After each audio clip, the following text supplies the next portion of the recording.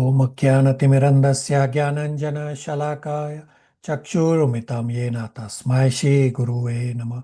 Shri Chaitanya Manobishtam Stapitam Yena Bhutale Swayam Rupa Kadamayam Tadati Swapadantikam Vande Aham Shri Guru Shri Utapada Kamalam Shri Gurun Vaishnavamscha Shri Rupam Sagrajatam Sahagana Raghunathanvitam Tam Sajivam Sadvaitam Savadutam Parijan Sahitam Krishna Chaitanya Devam Shri Radha Krishna Padan Sahagana Lalita Shri Vishakan Vitamscha He Krishna Karuna Sindhu Dina Bandhu Jagatpate Gopesha Gopika Kanta Radha Kanta Namastute Tapta Kanchana Gaurangi Radhe Vrindavaneshwari Vishavanu Sutadevi Pranamami Hari Priya Vanchakalpatarubhascha Kripa Sindhubhaiva cha Patitanam Pavanebhyo Vaishnavebhyo Namo Namah. Jai Shri Krishna Chaitanya Prabhu Nityananda Shri Advaita Gadadhar Shri Vasadi Gaur Bhakta Vrinda. Hare Krishna Krishna Krishna Hare Hare Hare Rama Rama Rama Hare Hare. Hare Krishna, thank you all for coming. So today we will revise Bhagavad Gita chapters 9 and 10. I will give a quick overview of chapter 9, then we'll read verses, then Nitya will present and Remya is for chapter 10 presentation. So chapters 1 to 6 show how karma leads to bhakti. Chapters 13 to 18 show how jnana leads to bhakti. And chapters 7 to 12 focuses directly on bhakti. In chapter 7, Krishna briefly introduced bhakti.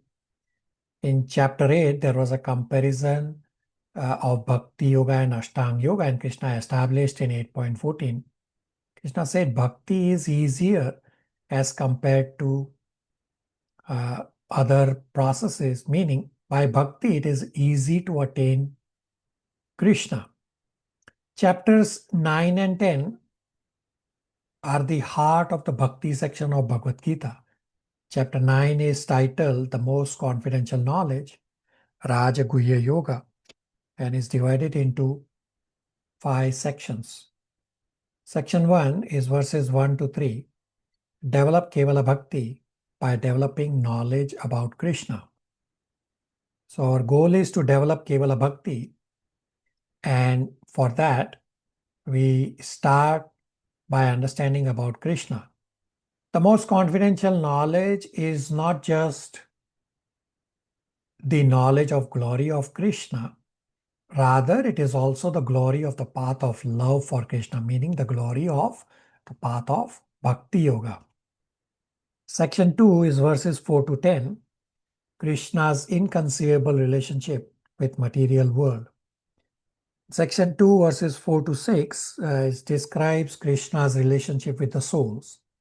And in section 2 verses 7 to 10 describes Krishna's relationship with material energy. Because Krishna's relationship with the world is complex, is inconceivable, therefore not all people understand it properly. Therefore in section 3, which is verses 11 to 19, describes that those who understand Krishna in various ways. Section 3, subsection 1 is verses 11 to 12. Impersonalists mistake Krishna's body to be material. Section 3, subsection 2 is verses 13-14. Is Kevala Bhakta devote themselves utterly to Supreme Personality of Godhead, Lord Shri Krishna. So this subsection 1, verses 11 to 12 is one extreme, the negative extreme.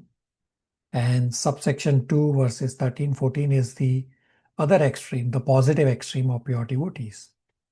Then subsection 3 is verse number 15, which describes 3 types of people who fall between the 2 extremes of Mayavadis described in verse 11 and 12 and pure devotees described in 13-14.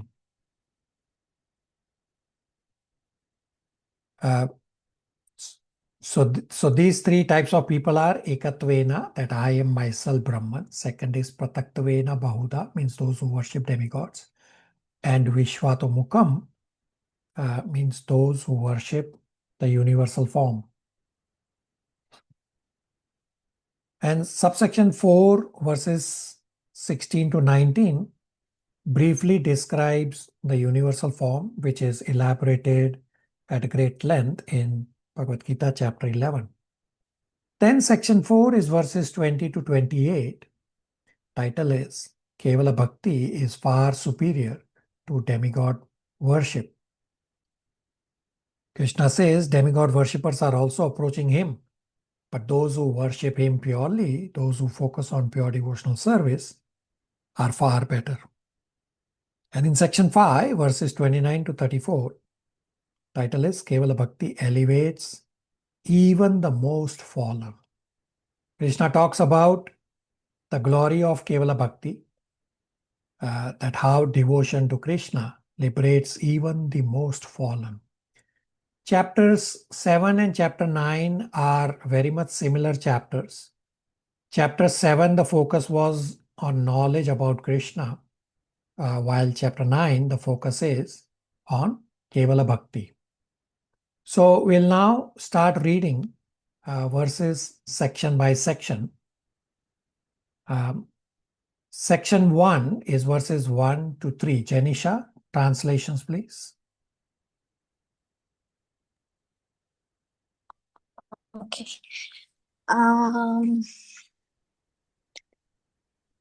Prabhuji, translation number? Yeah, chapter 9, verses 1, 2, and 3. Translations.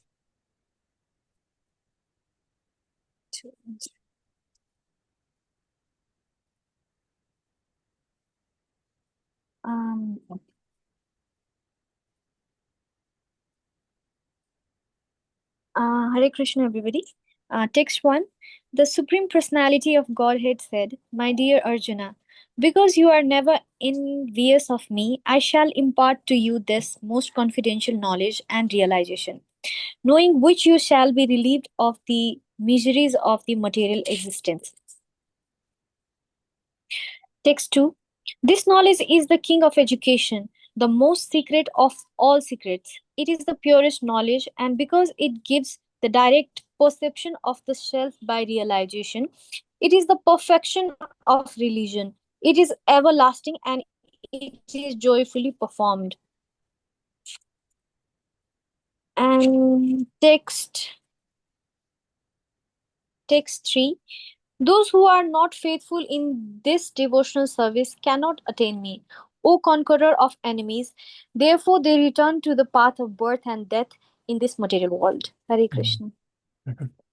Divya will read section 2, verses 4 to 10. Krishna's inconceivable relationship with material world. Hare Krishna. Text 4. By me in my unmanifested form, the entire universe is pervaded. All beings are in me, but I am not in them. Text 5. And yet everything that is created does not rest in me. Behold my mystic opulence.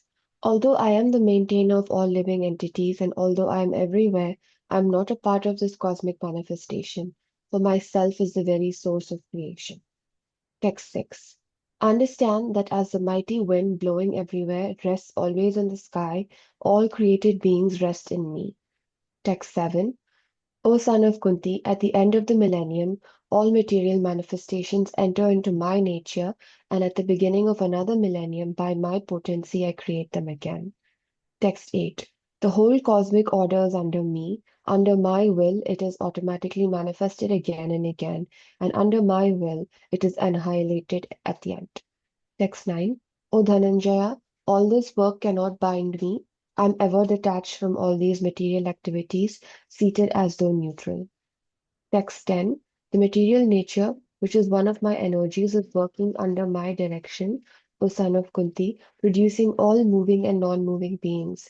Under its rule, this manifestation is created and annihilated again and again. Pragya will read section 3, verses 11 to 19. those who understand Krishna in various ways.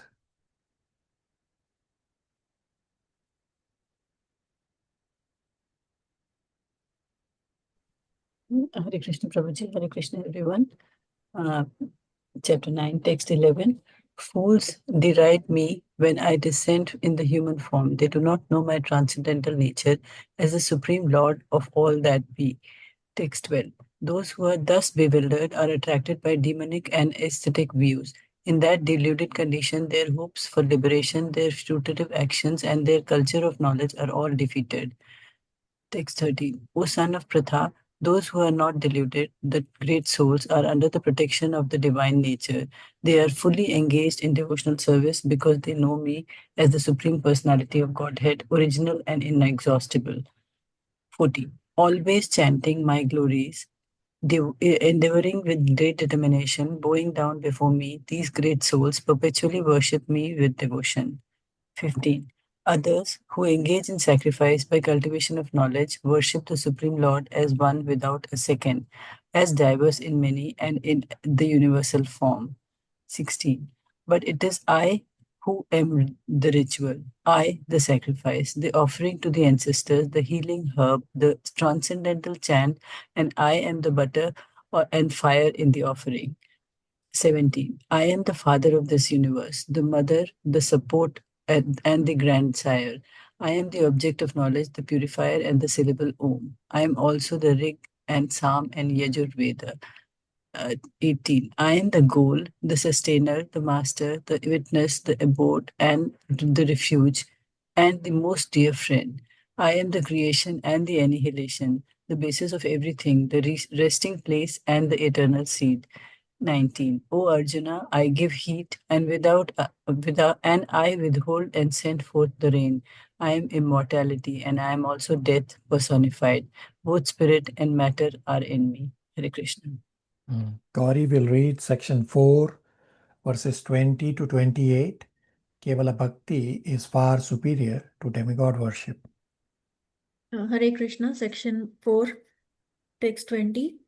Those who study the Vedas and drink the Soma juice, seeking the heavenly planets, worship me indirectly. Purified of sinful reactions, they take birth on the pious heavenly planet of Indra, where they enjoy godly delights. Text 21. When they have thus enjoyed vast heavenly sense pleasure and the results of their pious activities are exhausted, they return to this mortal planet again. Thus, those who seek sense enjoyment by adhering to the principles of the three Vedas achieve only repeated birth and death. Text 22. But those who always worship me with exclusive devotion, meditating on my transcendental form, to them I carry what they lack and I preserve what they have. Text 23. Those who are devotees of other gods and who worship them with faith actually worship only me, O son of Kunti, but they do so in a wrong way. Text 24. I am the only enjoyer and master of sacrifices. Therefore, those who do not recognize my true transcendental nature fall down. Text 25. Those who worship the demigods will take birth among the demigods. Those who worship the ancestors go to the ancestors. Those who worship ghosts and spirits will take birth among such beings, and those who worship me will live with me. Text 26. If one offers me with love and devotion a leaf, a flower, a fruit, or water, I will accept it. Text 27. Whatever you do, whatever you eat, whatever you offer or give away, and whatever austerities you perform, do that, O son of Kunti, as an offering to me. Text 28. In this way, you will be freed from bondage to work and its auspicious and inauspicious results. With your mind fixed on me in this principle of renunciation, you will be liberated and come to me. Hare Krishna. Parth Prabhu will read section 5, verses 29 to 34. Kevala Bhakti elevates even the most fallen. Hare Krishna Prabhuji. Text 29. I envy no one, nor am I partial to anyone. I am equal to all, but whoever renders service unto me in devotion is a friend, is in me, and I am also a friend to him. Text 30. Even if one commits the most abominable action, if he is engaged in devotional service, he is to be considered saintly because he is properly situated in his determination. Text 31. He quickly becomes righteous and attain lasting peace. O son of Kunti, declare it boldly that my devotee never perishes. Text 32. O son of Pritha, those who take shelter in me, though they be of lower birth, women, Vaishyas, merchants, and Shudras, workers, can attain the supreme destination. Text 33. How much more this is so of the righteous Brahmanas, the devotees, and the saintly kings. Therefore, having come to the temporary miserable world, engage in loving service unto me. Text 34. Engage your mind always in thinking of me, become my devotee, offer obeisance and to me and worship me. Being completely absorbed in me, surely you will come to me. Hare Krishna. Very good. Nitya. Hare Krishna, everyone. Seeking permission and blessings from all assembled devotees, Srila Prabhupada, Guru Parampara, Sri Sri Radha Krishna to present Bhagavad Gita today. Please forgive me for any shortcomings. Bhagavad Gita, Chapter 9, the most confidential knowledge, titled in Sanskrit as Raja Guhya Yogam.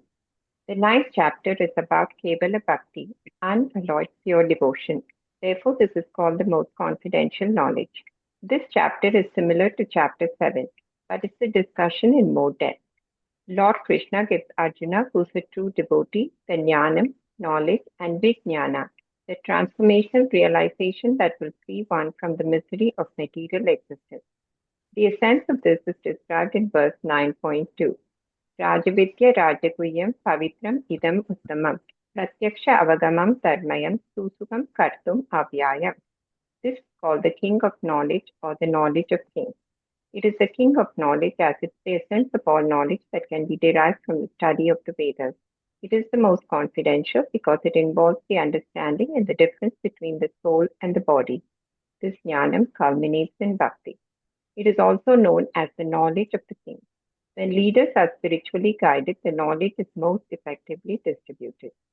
The purifying potency is so strong, spiritual knowledge can eradicate all bad inclinations. The execution of devotional service is so perfect that one can perceive the results directly.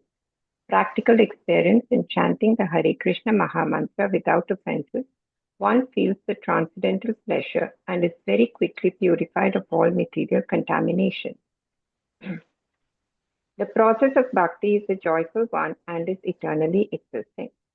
The entire cosmic manifestation is the combination of Lord's two different energies, the superior spiritual energy and the inferior material energy. All manifestations are existing by His supreme will and are subordinate to Him. As we generally say, not a blade of grass moves without His will. The cosmic universe is automatically manifested again and again and is annihilated at the end under His will. Those who understand Lord Krishna in different ways. Mayavadis believe that the absolute truth is impersonal and Lord Krishna has taken shelter in a material form. It is incorrect and offensive. They take shelter of demoniac nature. Their knowledge will remain under delusion and they will continue in birth after birth in the darkest region of creation.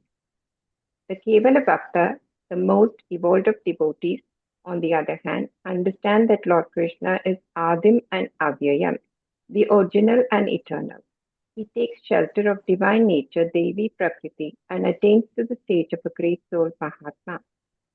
9.15 is the second junctional verse in Bhagavad Gita and describes those who fall between these two. Ekatvena worship the impersonal Brahman influence and consider themselves one with the Brahman. Prakvatena Bahuda, those who worship the demigod, and Vishvato Mugam, those who worship the universal form. The universal form is described in great detail in chapter 11. Comparison of demigod worship to Lord Krishna worship. Demigod worship gives one temporary and insignificant material benefit. At best, if done correctly, one can reach heaven. It is like going to a resort or on a merry-go-round. Once the credits are exhausted, one will fall down. When one worships demigods, they worship Lord Krishna, but they do it in the wrong way. Avidipurvakam. The results are not the same. One cannot reach the eternal abode of Lord Krishna. When you water the roots of a tree, all branches and leaves are watered. Lord Krishna worship includes demigod worship. No benediction is given by demigods unless sanctioned by Lord Krishna. Simplicity of Lord Krishna worship is stated in verse 9.26. Patram pushpam palam toyam yome bhaktaya prayachati tattaham bhakti uparhatam asnami prayatatmanaha. Offer the best we can to Lord Krishna, and Gopinath in deity form reciprocate. Archa Vigraha form is Lord Gopinath himself. What can you offer the Lord who has everything? Only pure love and devotion. Whatever one does in life, offered to Lord Krishna. This itself is auspicious and we are freed from karma. In verse 9.27, Lord Krishna says, whatever you do, whatever you eat, offer, give away, and austerities you perform, do that as an offering to me. Yat karosi, yat asnasi, yat juhosi, dadasi, yat tapayasi, kaunteya, tat kurvate mat arpanam. Lord Krishna is partial to his devotees and is impartial in opening the doors of bhakti to everyone. His mercy is available to everyone. If one commits an abominable action in the material world, but is engaged in the transcendental service of the Lord unfailingly, the Lord situated within his heart purifies him and excuses him from this abomination. On the other hand, one should not misunderstand that a devotee in transcendental service can do all kinds of abominable actions. This only refers to an accident due to the strong power of Maya. Bhakti is more or less a declaration of war against Maya. As long as one is not strong enough to fight the illusionary energy, there may be accidental fall down. But when one is strong enough, he is no longer subjected to such fall down. A Krishna-conscious devotee should have an exemplary character and inspire others to take up Krishna consciousness by his actions. In the Varnashram system based on guna and karma, some classes are higher or lower. The process of bhakti will elevate even those with lower starting points, the women and Shudras, and will end the discrimination between the classes. Devotional service will elevate even the most fallen, those with incidental and inherent faults. Verse 9.34 is a very important verse and is referred to as the essence of the essence of the essence of the essence. It is the essence of chapter 9, which is the essence of the Bhakti section of Bhagavad Gita, which is the essence of Bhagavad Gita, which is the essence of all scriptures. In 9.34, Lord Krishna says, Man mana bhava madbhakto madhyajimam namaskuru mam evayasi uktevam atmana madparayana. Lord Krishna says, fix mind on me, offer obeisances unto me, worship me, and you will come to me. Thank you.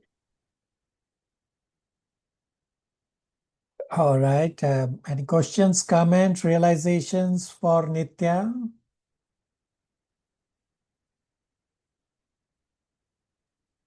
Very nice presentation, Prabhuji, and emphasizing on the two verses. It's really, really nice. All right.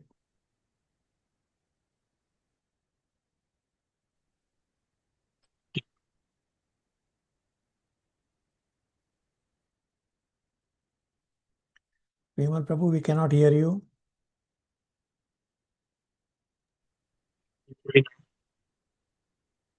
The voice is still broken.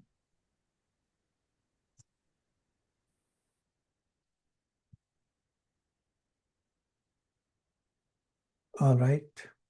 So Nitya has already done a flawless presentation on chapter 9. She has covered all points to perfection. I don't really need to do this presentation. It will largely be a repeat of what Nitya has just presented. I will still do chapter 9 presentation since we agreed upon.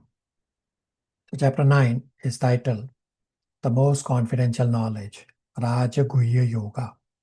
Chapter 9 is very much similar to Chapter 7. Chapter 9 has the same concepts of Chapter 7, just explained in a deeper way. Chapter 7 focus was knowledge about Krishna. Chapter 9, the focus is on pure devotion, on Kevala Bhakti. Chapter 9 focuses on first is the glory of Krishna as the Supreme Personality of Godhead, and second, the glory of the path of pure devotional service that conquers even the Supreme Personality of Godhead, Lord Shri Krishna, and describes the glories of bhakti in 5 different ways. The most confidential knowledge is not just the knowledge of glory of Krishna, but is also the glory of the path of love for Krishna, meaning the glory of the path of Bhakti Yoga. Oh, what a path that is, that it conquers even the Supreme Personality of Godhead. So first we have to develop pure devotion, Kevala Bhakti, by developing knowledge about Krishna. Krishna says in 9.2, Raja Vidya Raja Guhyam Pavitram Idam Uttamam Pratyaksha Avagamam Dharmyam Susukam Kartum Avyayam.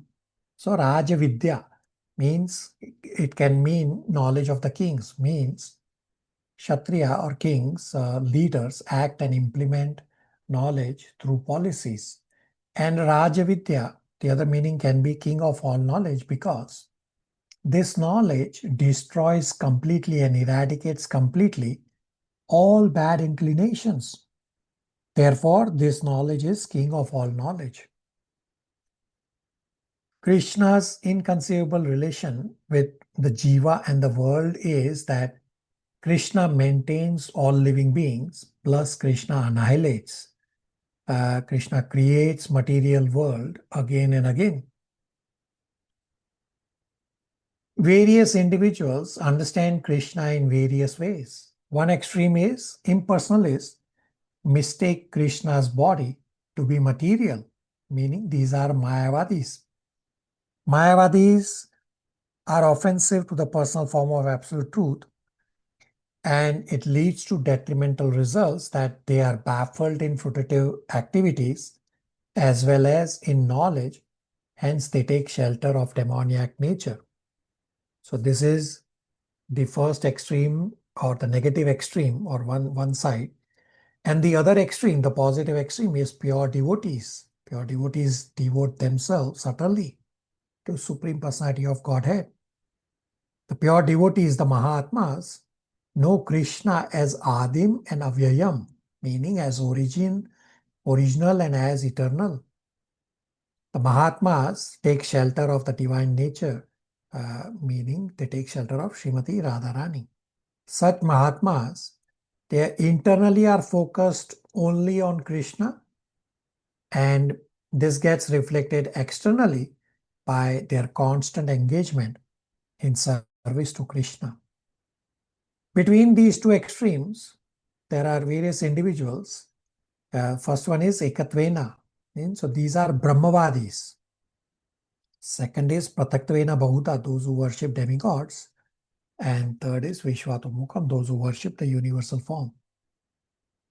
Ekatvena or Brahmavadis are those who have the conception of wanting to merge with the absolute truth.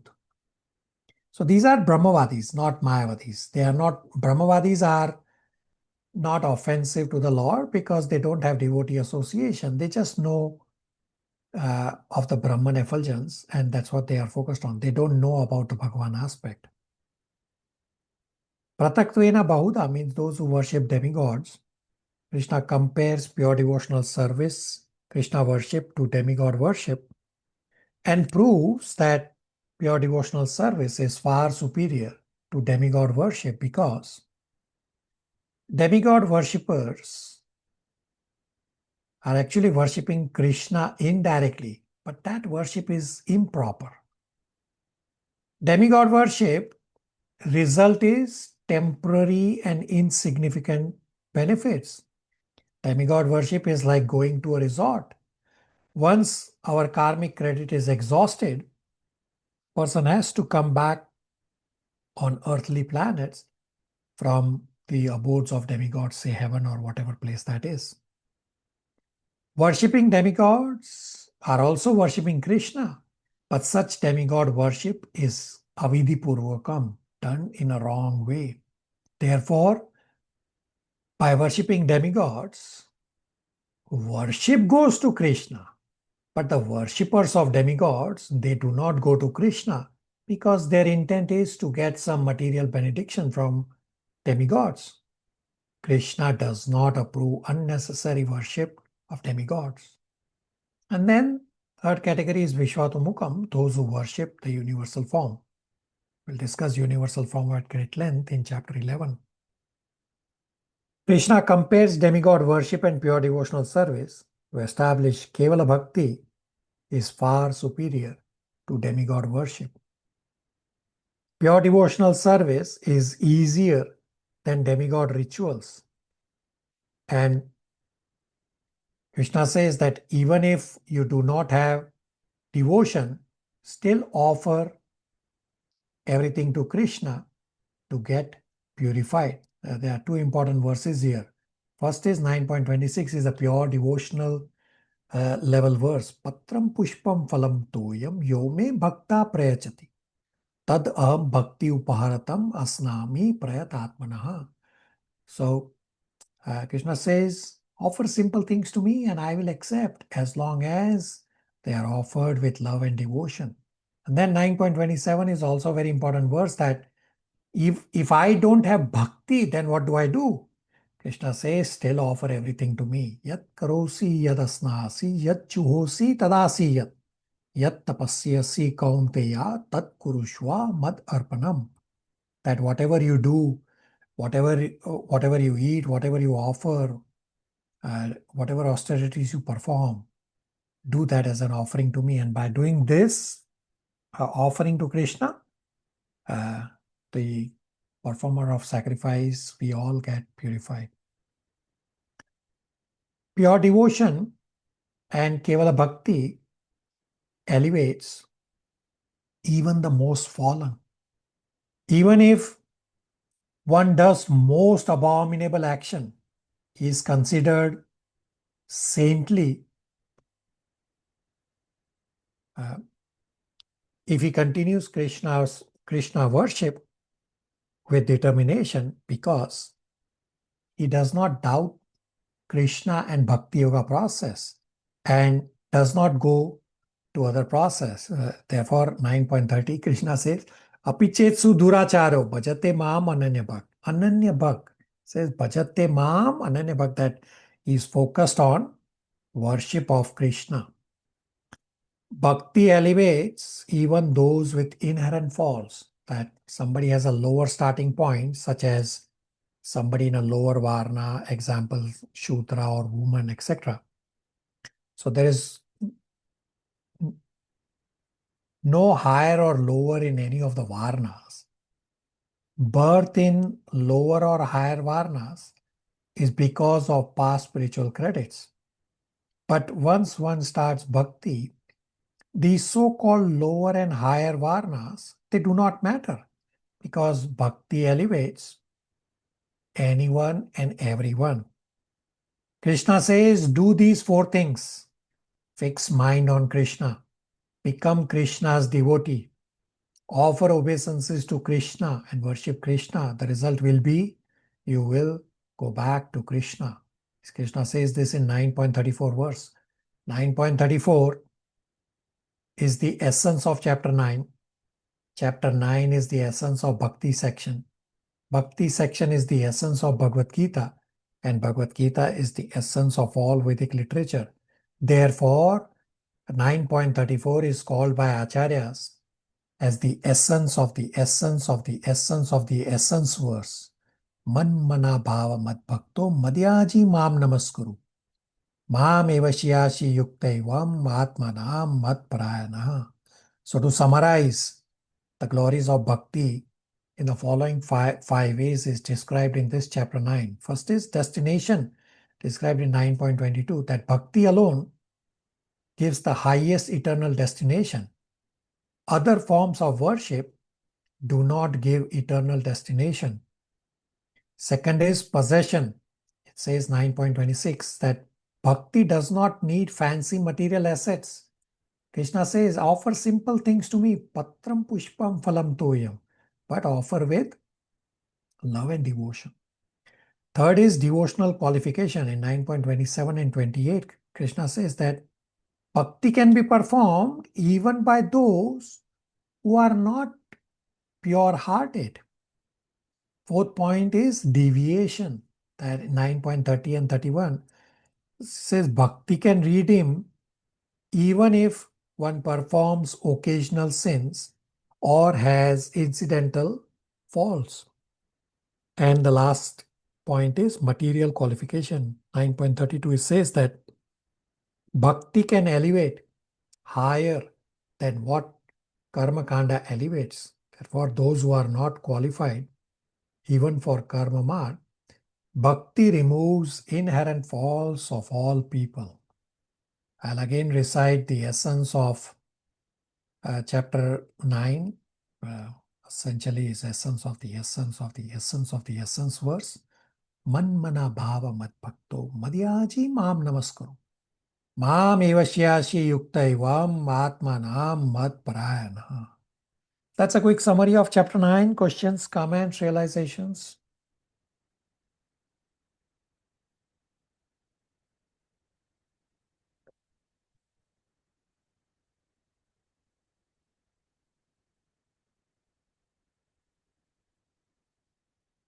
All right, chapter 10. So, devotees from batch 6 and 7, you had this spiritual endeavor question about when did Arjuna become unillusioned or regained his original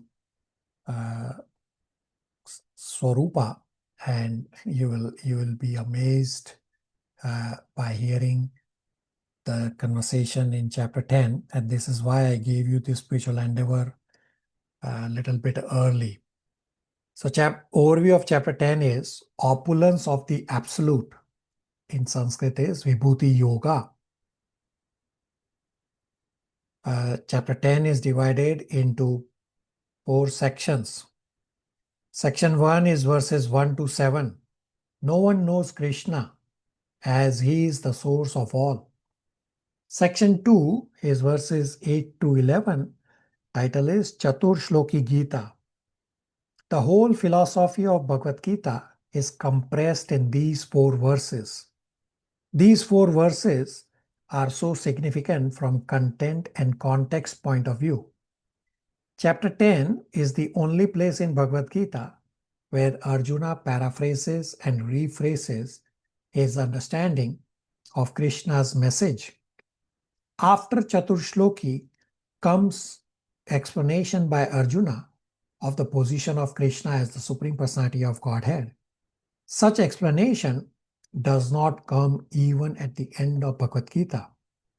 After Chatur Shloki Bhagavad Gita verses, Arjuna declares Krishna to be the Supreme Personality of Godhead, the Absolute Truth. This is the message of Bhagavad Gita, which comes immediately after these Chatur Shloki Bhagavad Gita verses of 8, 9, 10, and 11. Section 3 is verses 12 to 18. Arjuna accepts Krishna's glories and desires to hear more. From this point onwards, means from chapter 10 verse 12 onwards, Arjuna has accepted Krishna's conclusions and Arjuna has become enlightened and he has regained his original memory. He has come out of illusion from chapter 10 verse 12 onwards. But Arjuna is thinking about common people. Therefore, in section 4, his verses 19 to 42, Krishna describes upon Arjuna's inquiry that how to know Krishna through his vibhutis. So we'll now read verses for chapter 10. Abhishek Prabhu, verse 1 to 7, section 1 title is No One Knows Krishna as He is the Source of All.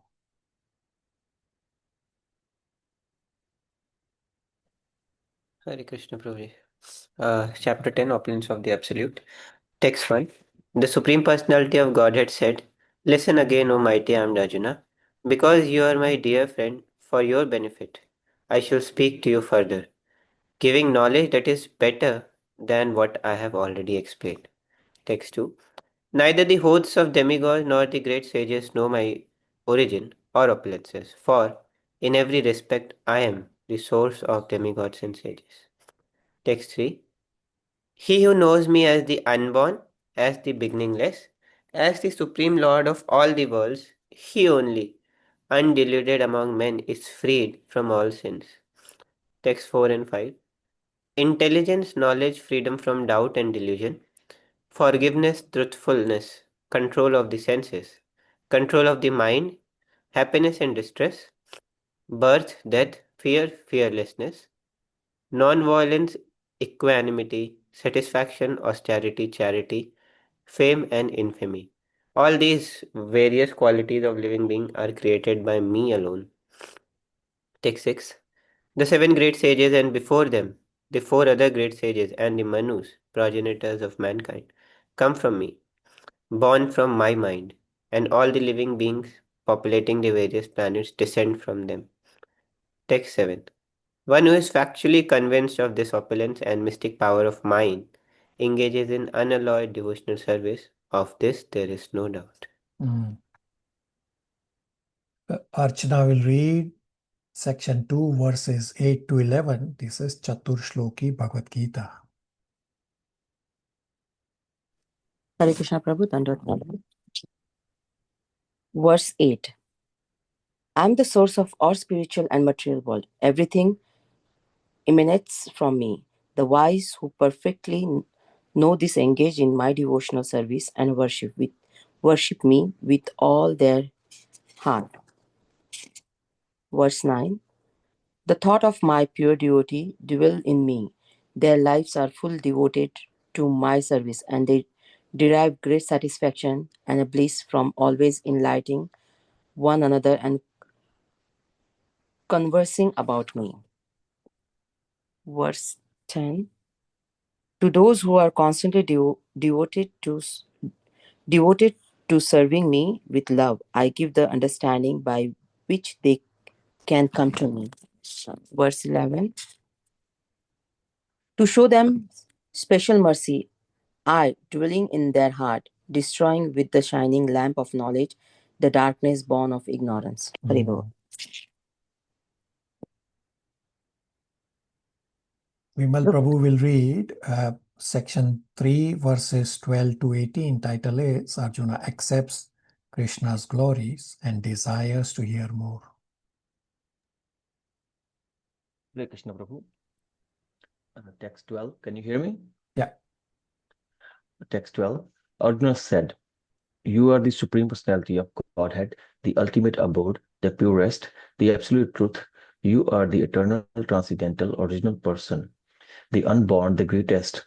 All the great sage, such as Narada, Asita, Devala, and Visa, confirm this truth about you, and now you yourself are declaring it to me. Text 14. O Krishna, I totally accept as truth all that you have told me. Neither the demigods nor the demons, O Lord, can understand your personality. Text 15. Indeed, you alone know yourself by your own internal potency, O Supreme Person, origin of all lords, of all beings, God, God of gods, Lord of the universe. Text 16. Please tell me in detail of your divine opulence by which you pervade all these worlds. Text 17. O Krishna, O Supreme Mystic, how shall I constantly think of you? And how shall I know you? In what various form are you to be remembered, O Supreme Personality of Godhead? Text 18. O Janardhan, again, please describe in detail the mystic powers of your opulences. I am never satisfied in hearing about you, for the more I hear, the more I want to taste the nectar of your words. Hare Krishna. Very good. Now, section 4 is verses 19 to 42. Title is How to Know Krishna Through His Vibhutis. Chandran Prabhu, 19 to 24. Hare Krishna. Text 19. The Supreme Personality of God has said, yes, I will tell you of my splendorous manifestations, but only of those which are prominent. O Arjuna, for my opulence is limitless. Text 20. I am the super soul. O Arjuna, seated in the hearts of all living entities. I am the beginning, the middle, and the end of all beings. Text 21. Of the Adityas, I am Vishnu. Of lights, I am the radiant sun. Of the Maruts, I am Marisi. And among the stars, I am the moon. 22nd. Of the Vedas, I am the Samaveda. Of the demigods, I am Indra, the king of heaven. Of the senses, I am the mind. And in living beings, I am the living force consciousness. 33. Of all Rudras, I am Lord Shiva. Of the Yakshas and Rakshasas, I am the Lord of wealth, Kuvera. Of the Vasus, I am fire, Agni. And of mountains, I am Meru. Of text 24. Of priests, O Arjuna, know me to be the chief. Brahaspati. Of generals, I am Kartikeya. And of bodies of water, I am the ocean. Text 25. Of the great sages, I am Bhrigu.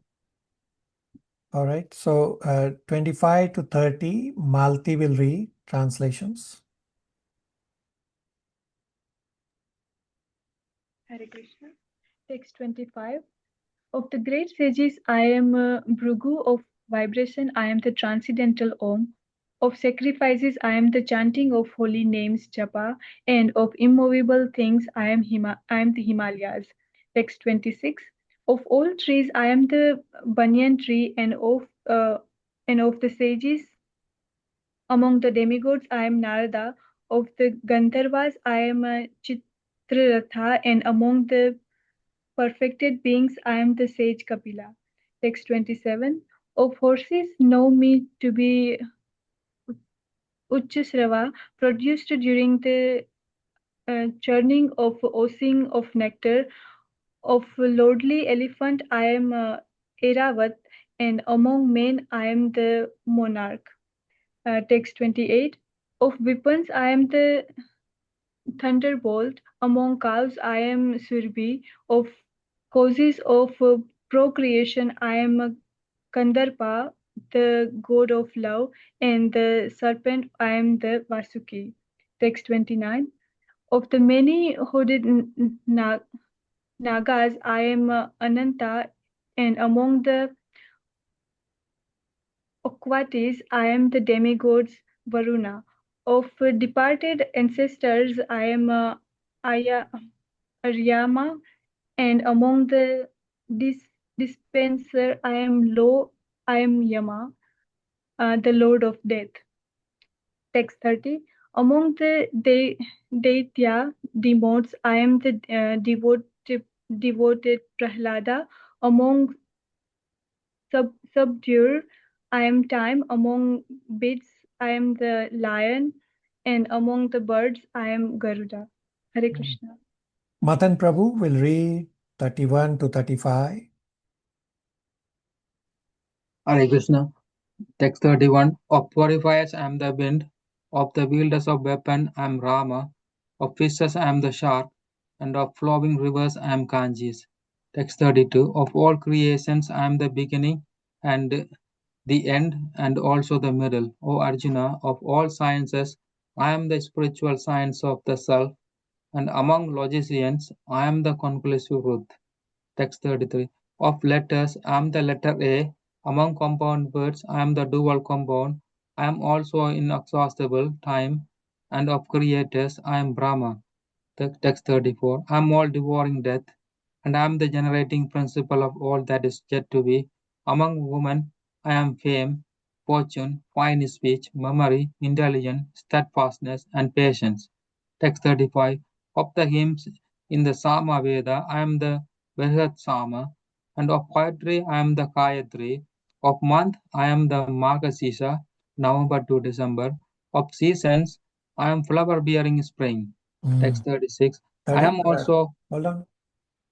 Shivangi will read 36 to end of chapter.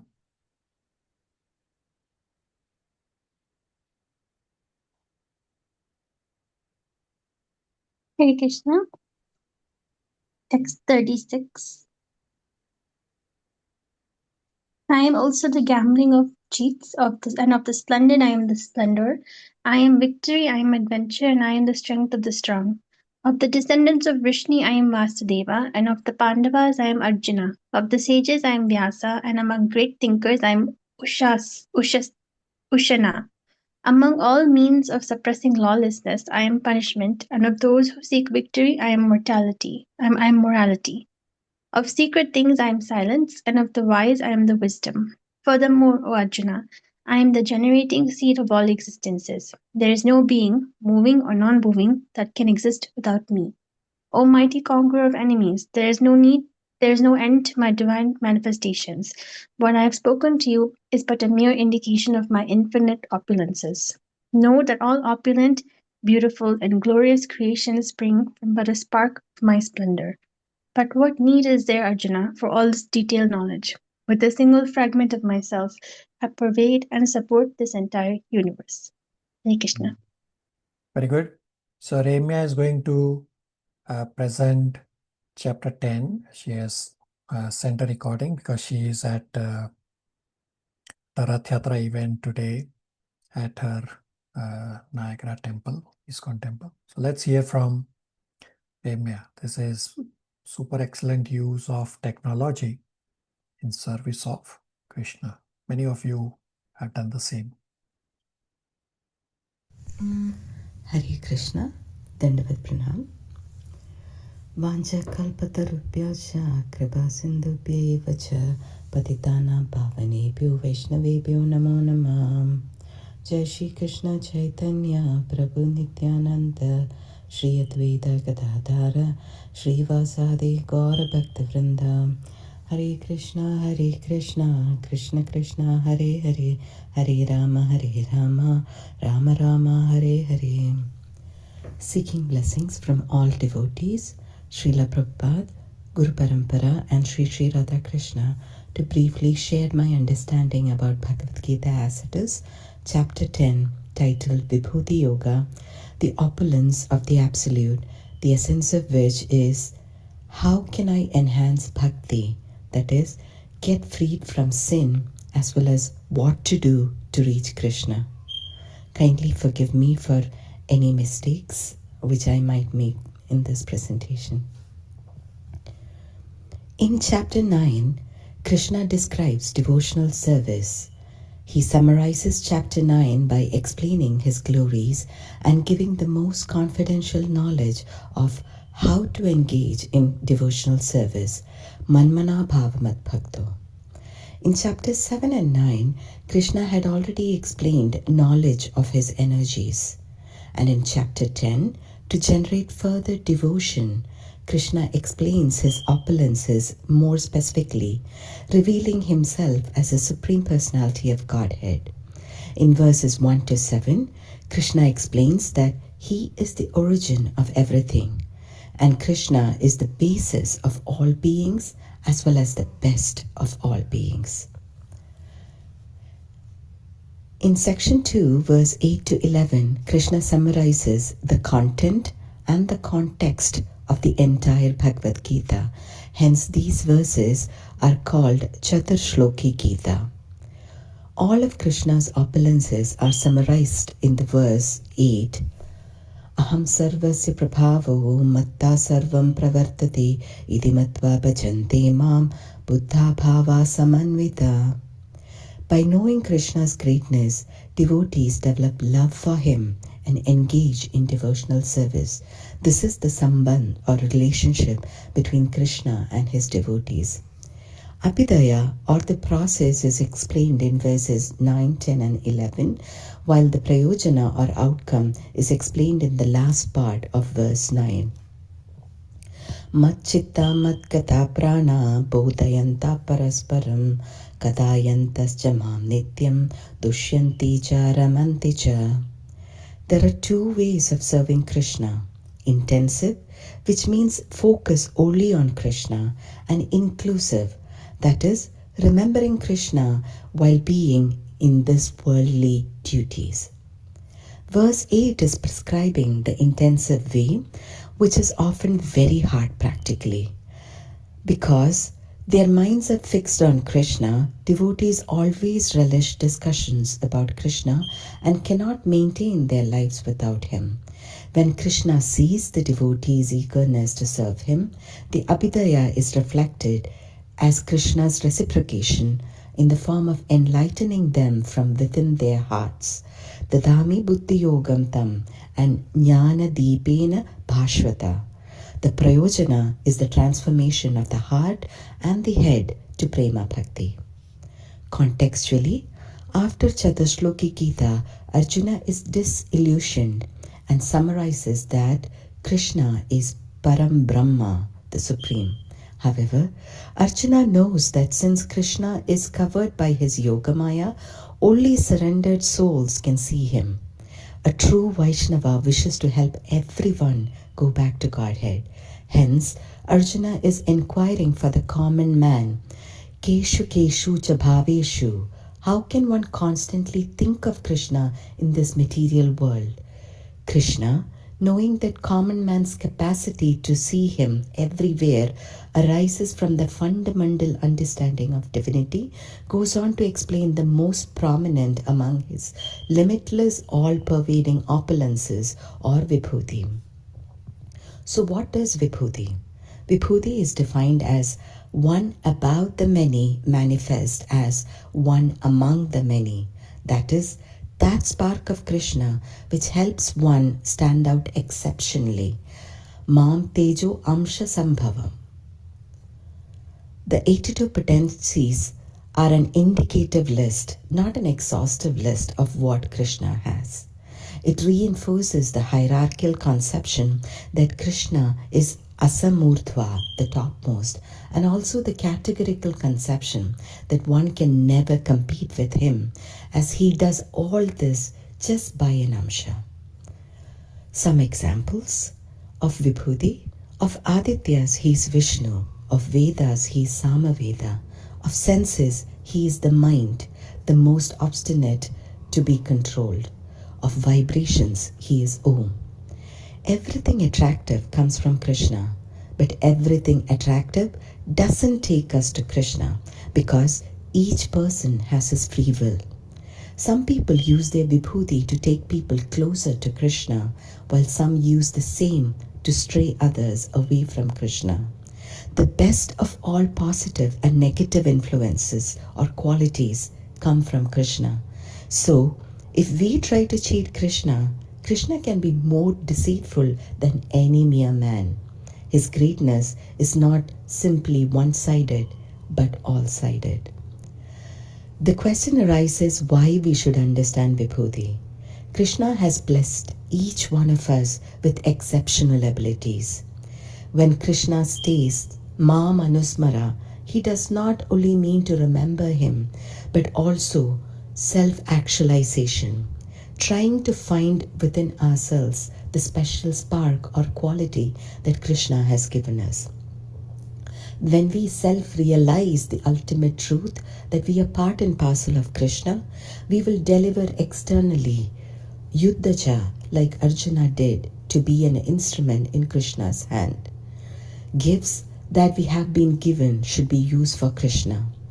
Like a seed has to be nurtured and harvested, we need to find the seed in us and use it for Krishna. We will get satisfaction not by getting a bigger part, but doing our part better for Krishna. One needs to balance self-actualization and self-realization for a devoted life, because materialists cannot understand Krishna spiritually. They are advised to concentrate the mind on physical things and try to see how Krishna is manifested by physical representation. Krishna says, of sacrifices, He is the chanting of the holy name. When one engages in devotional service and constantly chants Hare Krishna, Krishna Krishna, Hare Hare, Hare Rama, Rama Rama, Hare Hare, the dust quickly clears and one is elevated to the platform of pure good knowledge. Pure devotees therefore learn under the guidance of a spiritual master how to concentrate their minds in Krishna consciousness. To summarize, in this world of infinite longings, they develop the longing for the infinite or Krishna. This ends my presentation on chapter 10. Hare Krishna.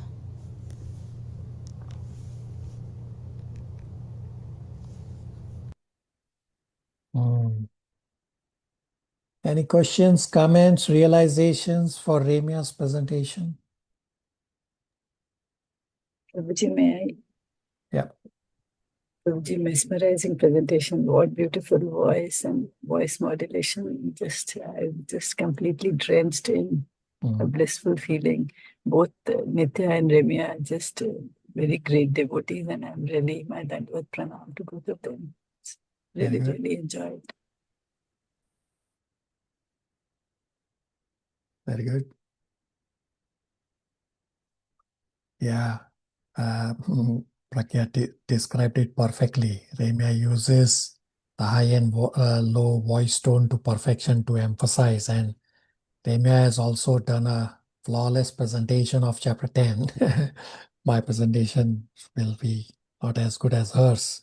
And I'll repeat some of the points. Vimal Prabhu? Just want to add, Prabhuji, really, really very well explained and very nicely done. Lots of things I learned from this presentation. Thank you. Very good. So let me do a quick presentation of chapter 10 also. Although Remya has done flawless presentation exactly like Nitya, what Pragya correctly described.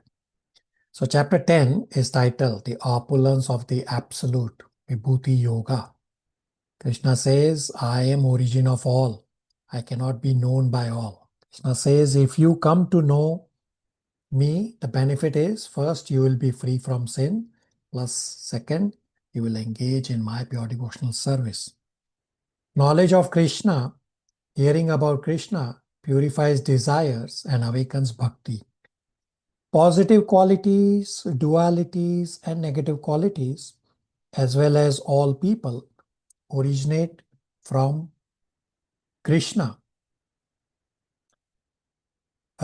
Verses 8 to 11 are known as the Chatur Shloki Gita, where the whole philosophy is compressed in these 4 verses.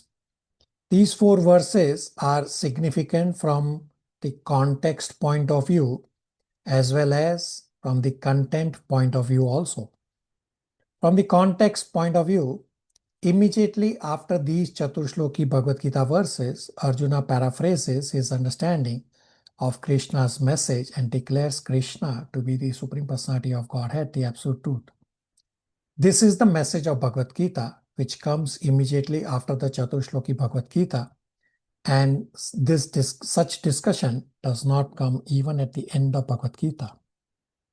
From the content point of view, 10.8 is the summary, and 10.9, 10, and 11 elaborate on that summary. 10.8 is Aham sarvasya prabhavo mata sarvam pravartate iti matva bhajante mam buddha bhava samanvita. That those who know I am the source of everything, they become enlightened and devoted to me, and they wholeheartedly do devotional service to me. 10.9 is Matchitta Matkata Prana Bhodayanta Parasparam Kathayantas Chamam Nityam Tushyanti Cha Ramanti Cha. That devotee uses his body, mind, and speech in Krishna's service. Devotees come together and delight each other in discussing about Krishna perpetually. 10.10 says, Tesam satatam yuktanam bhajatam priti purvakam tadami buddhi yogam tam yena mam upayanti te.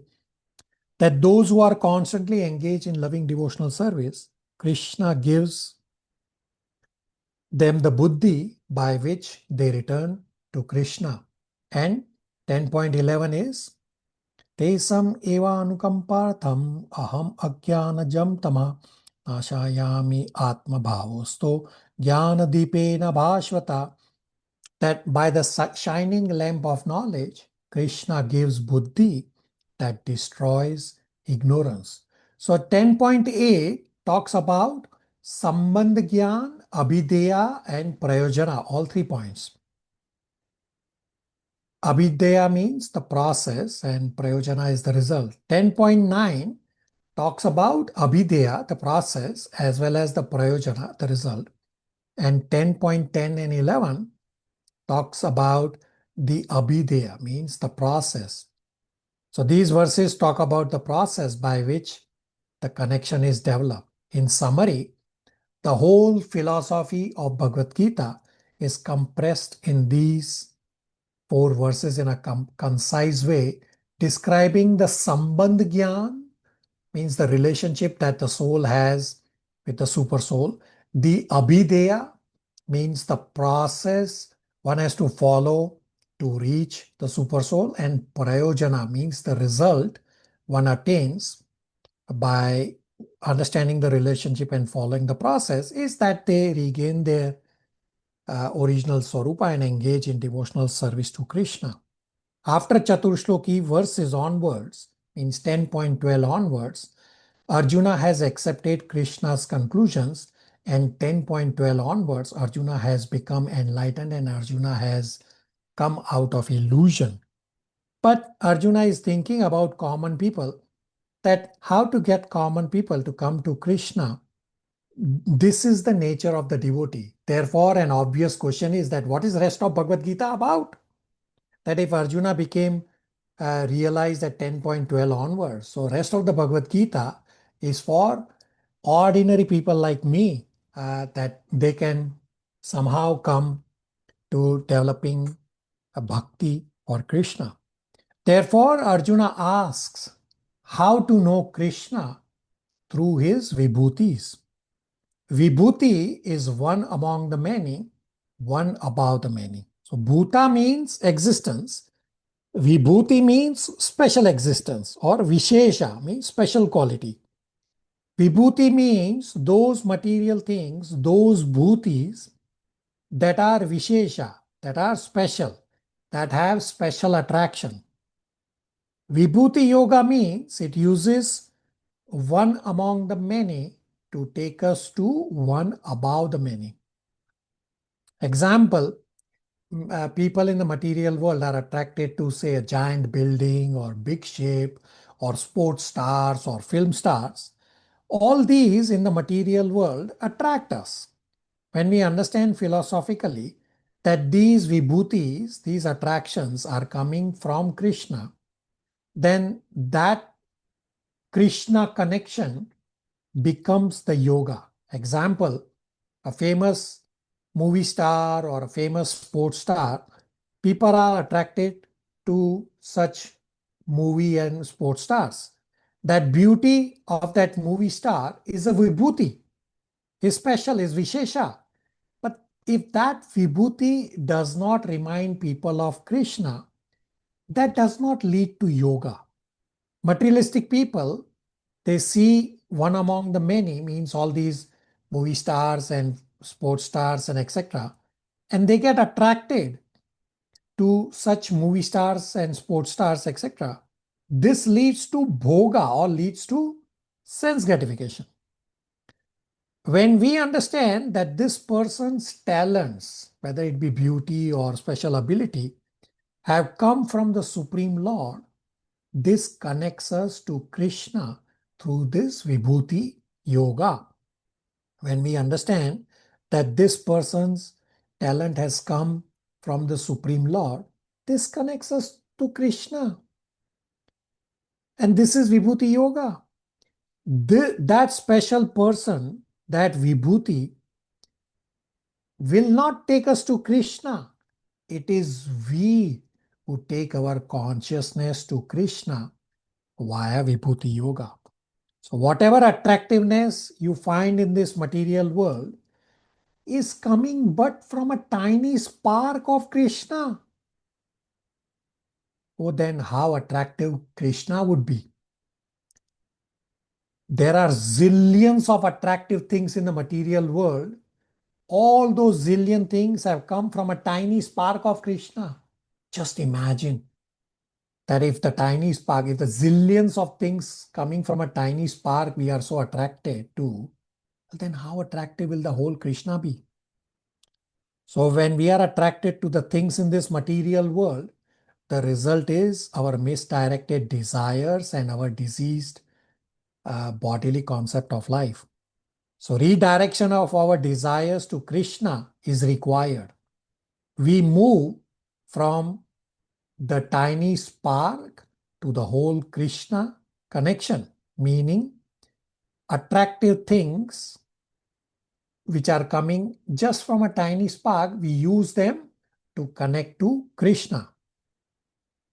So all positive as well as all negative vibhutis come from Krishna, but not all vibhutis take us to Krishna. Therefore, we have to be careful.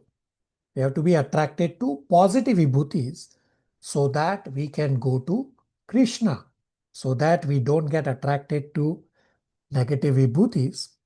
And some of the examples of negative vibhutis are, among human beings, Krishna says, I am the king or I am the monarch. Now, king's power is a manifestation of Krishna's power.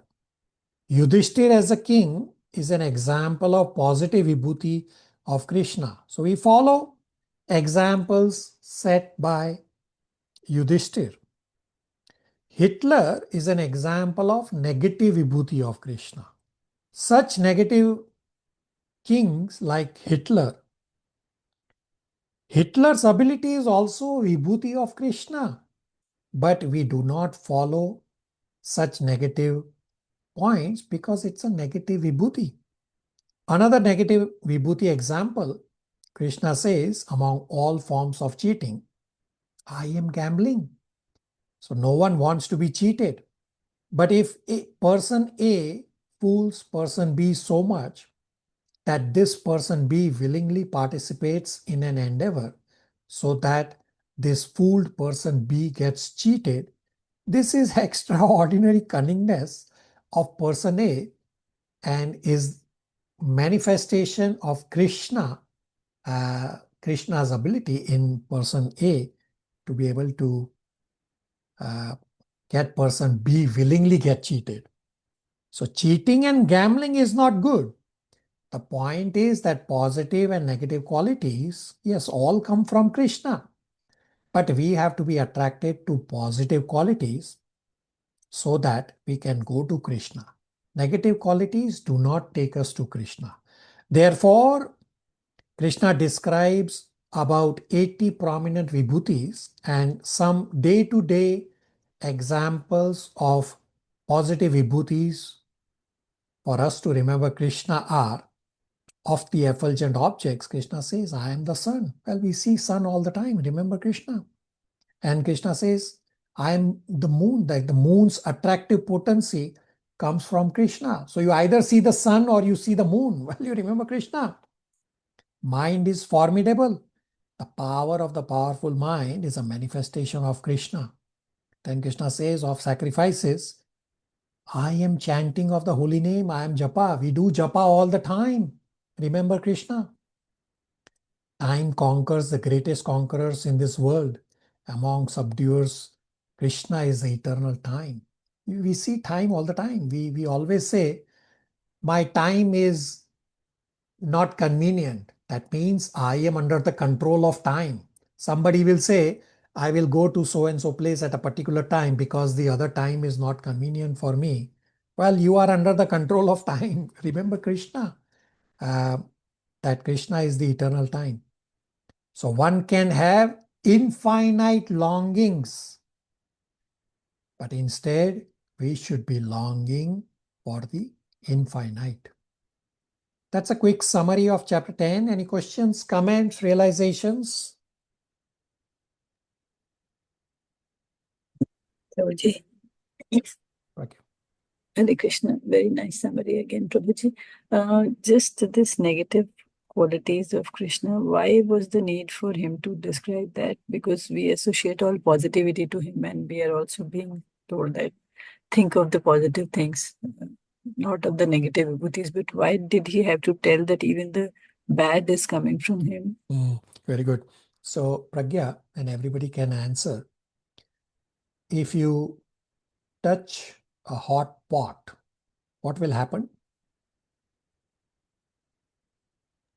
We get burned. How do you know the pot is hot? By getting close to it. Yeah, but how do you know that it is hot? By touching it. From the heat. Yeah, because you have experienced, right? Yes. Right. So you have experienced the hot as well as you have experienced the cold. That's why you know this is hot and this is going to burn me. Right. So therefore, he has described both the positive and negative so that we understand that the negative are also there in the material world. We don't have to be attracted to negative. Material world is a place of duality. Right. We have both things simultaneously present. So we have to know both so that we only focus on the positive and not get attracted to the negative. Pragya? Yes, Prabhuji. So when we see a gambler or gambling or these gambling places, we still think that that's the existence of Krishna. Yeah, you can still think about it, although it is negative. I mean, now in the material world, and specifically here in North America, you hear about this casino and gambling and lottery. It's impossible to miss all these advertisements. Well, although it's negative, but you can at least think of Krishna if it is helping you to remember Krishna. But we don't have to get attracted to the negative points. Okay, Prabhuji. Thank you. Nitya? Prabhu, it was the same question about the dualities, but the additional understanding is that yes, 80 of the attributes are positive, so the focus needs to be on the positive attributes. The second point is that did God present us with the dualities in this material world as a learning experience for us, so that we would learn when we are attracted towards the negative, because they don't exist in the spiritual world, only in our world. Yeah, so you are correct that material world is a imperfect place, and we have to understand that we need to purify. So we need to understand both, that what we need to do and what we don't need to do. Material world is a place of duality, so therefore we need to know both points so that we do the right thing and avoid the wrong things. Thanks, Prabhu. Abhishek Prabhu?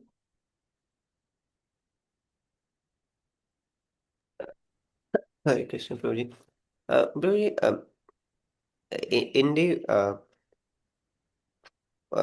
8 steps of Ashtanga Yoga, which are divided into the beginning and the later, like Arudha and Arosha. So, what is like one is considered more of activity and the other is considered more of renunciation. In those first 4, which is the active part, what is the similarity or difference between the activity as compared to Karma Yoga? And similarly, the other 4, which are the renunciation part, how is it different from the Gyan Yoga? Yeah, very good inquiry. So the eightfold steps in Ashtanga Yoga, which starts with Yama, Niyam, Asana, Pranam. So these 4 are the initial activities that the Ashtanga Yogi has to perform so as to purify himself. So we have discussed this in chapter 6, Ashtanga Yoga chapter, that for one who is at the beginning, work is the means. So he has to work, means these are the preconditions that he has to go through to purify himself. And once he has become steady on the first 4 steps, then he can go to the next step. Then he comes at the Arudha. Arudha, the advanced stage, which starts from Pratyahar, Dhyana, Dharana, and Samadhi. So at the Pratyahar stage, he has shut off his senses and he's completely focused on his meditation.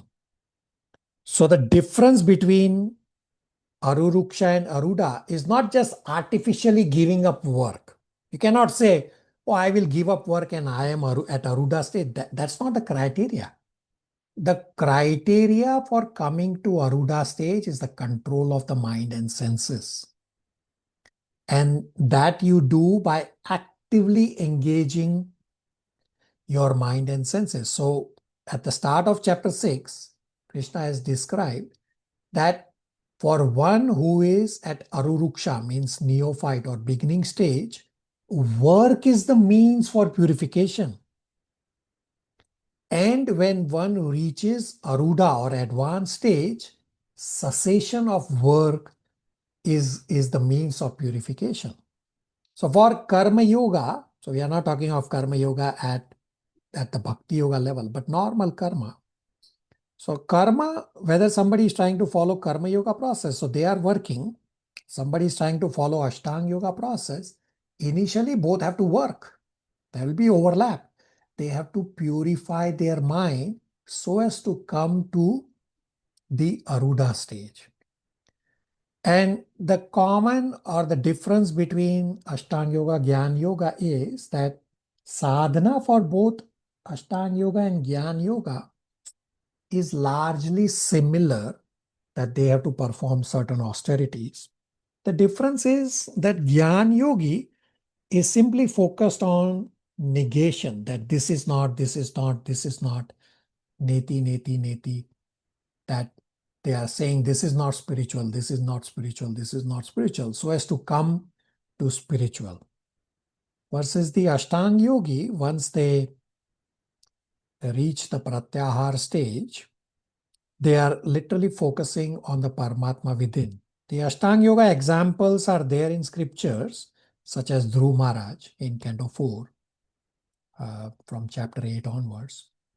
He performed Ashtanga Yoga. And the Paramatma within Dhruv Maharaj, he came out and stood in front of Dhruv Maharaj. Jnana Yoga, there are, because it's not a process for us to follow, there is no example per se given except for the philosophical understanding. Abhishek Prabhu, does that help you? Yes, Praveen, that was very clear. One more point here is that chapter also describes about Bhagwan realization, but we have also studied that Ashtanga Yogi goes to Paramatma realization. So how does that difference come? Yeah, you follow yoga ladder path. So we have discussed in yoga ladder that Ashtanga Yoga can follow the 2 paths. One is from karma yoga to Jnana Yoga to Ashtanga Yoga, and he stops at Ashtanga Yoga. Or the other path is from Karma Yoga, he skips Jnana Yoga and goes to Ashtanga Yoga, and he stops at Ashtanga Yoga. Well, in both these paths, he is going to get Paramatma realization because there's no bhakti. He has stopped at Ashtanga Yoga. And then there was another path that Ashtanga Yogi is adding bhakti. When he adds bhakti, well, then he can also get Bhagwan realization. So there are the alternative paths. So if you go back on your yoga ladder, you have 2 paths. If I recall it correctly, it's path number 4 and 5 for Ashtanga Yoga, where they stop at Ashtanga Yoga. The result is Paramatma. And then from, should be path number 7 or 8, one of the path, where the Ashtanga yogi adds bhakti yoga, then he gets Bhagwan realization. Abhishek Prabhu. Thank you, Prabhuji. Very good. Rest of you, questions, comments, realizations? Devotees from batch 6 and 7, you have questions, comments, realizations ahead of rest of the devotees on the spiritual endeavor as to when did Arjuna get fully realized?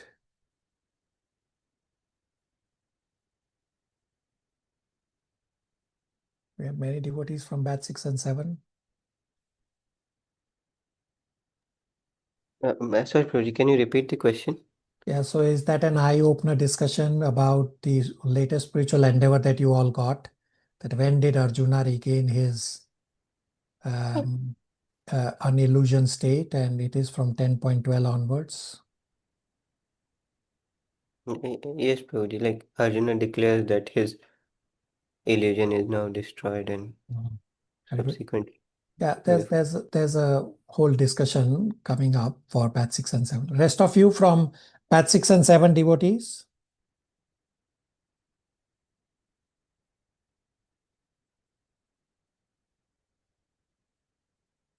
Many of you are there.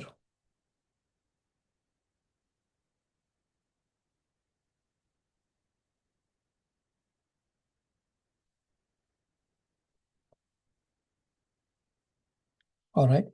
So we still have about 30 more minutes. So next week, we have chapters 11 and 12. So Archana is for chapter 11 and Gauri for chapter 12. And then the following week, we will not have class because of Toronto Rath Yatra. Next week, we have these two presenters. Everybody should come prepared with chapters 11 and 12. So right now, I will answer the leftover questions from the Srimad Bhagavatam last class that we had on Canto 1. So I've answered some of the questions. I've answered 2 questions so far.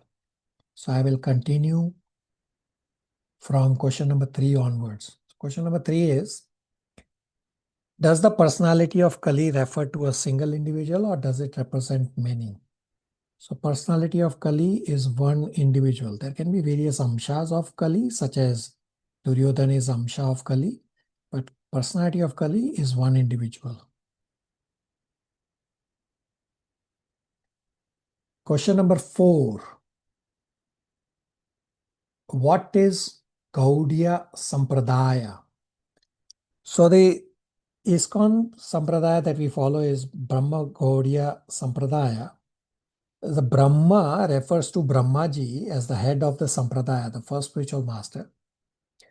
Gaudiya is related to Sri Chaitanya Mahaprabhu. Gaud means jaggery or good, means sweet, as well as the place of origin of Sri Chaitanya Mahaprabhu has a similar name to Gaud. This is how the Sampradaya is named, at Brahma Gaudiya Sampradaya. Does that answer the inquiry?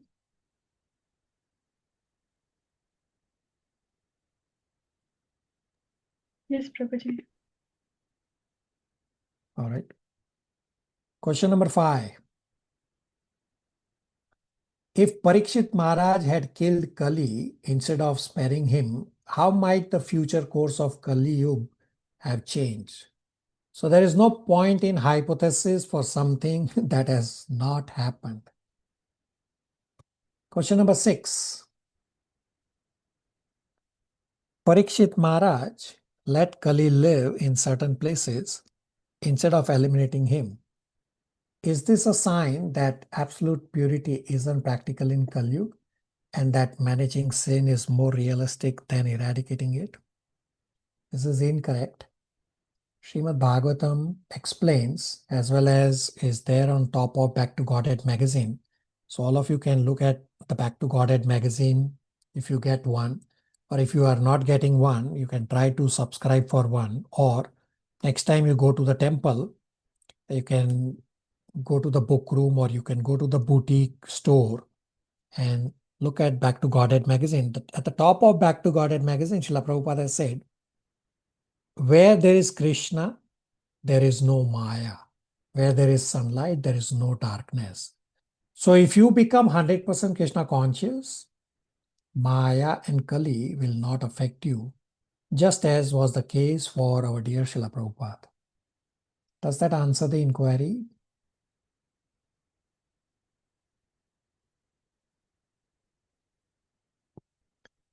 You might not even remember who asked this question.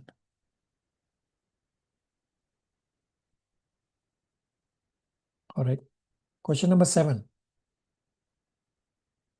Even after being restricted, Kali was allowed to exist. Could this represent the Lord's will to keep free will and duality present in Kali Yuga as part of a greater plan? So material world is created as a place of duality with cycles of 4 yugas to continue for 311 trillion 40 billion years, as is explained in Bhagavad Gita 8.17. And the soul will continue to have free will even after the soul goes back home to Godhead after purification. So question is, why there is Kali Yuga? Kali Yuga is because bad karma of everyone needs to get manifested. So we have discussed in Bhagavad Gita chapter 15 verse 3 and 4 that a prisoner cannot end the entire prison house. Rather, prisoner can end his own prison sentence by good behavior. Similarly, we cannot end material existence. Rather, we have to end our existence in material world by detachment and determination. Does that answer the inquiry?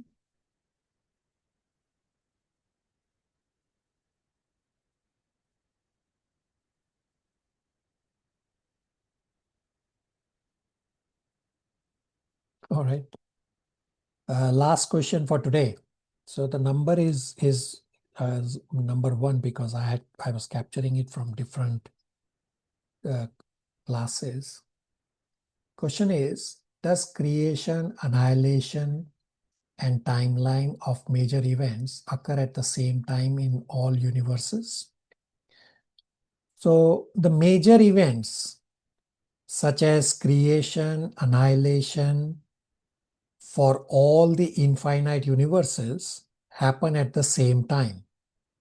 So length of time span of all material universes is Lord's 3 breathings. So first breathing of the Lord, when Lord exhales, is when creation happens. So all material universes are created at the same time. The second breathing of the Lord is when Lord is holding his breath. This is where we are right now, where the material universes continue to exist. And the third breathing of the Lord is when Lord inhales. At that time, all these infinite material universes merge into Mahavishnu. So yes, the major events which are common across all universes happen at the same time. Does that answer the inquiry? Yes, Prabhu, thank you. Prabhu, can you also elaborate the 4 sampradayas? Yeah. So we have, or we follow in ISKCON the Gaudiya, the Brahma Gaudiya Sampradaya, where Brahmaji is the head, as the head spiritual master. Then there is another Sampradaya led by Rudra. Rudra means Sadashiva. And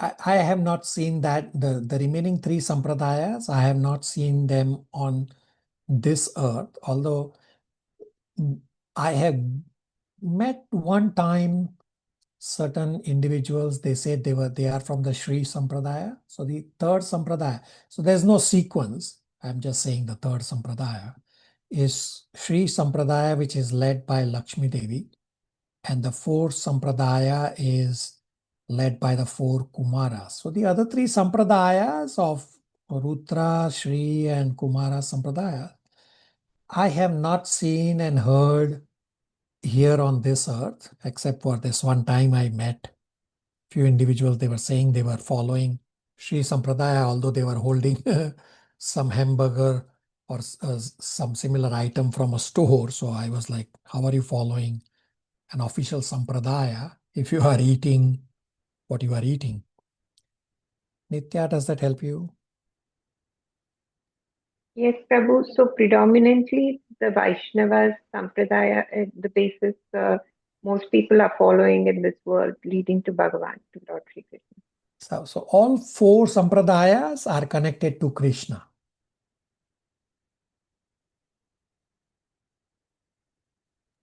Thanks, Prabhu. All right. Rest of you, questions, comments, realizations?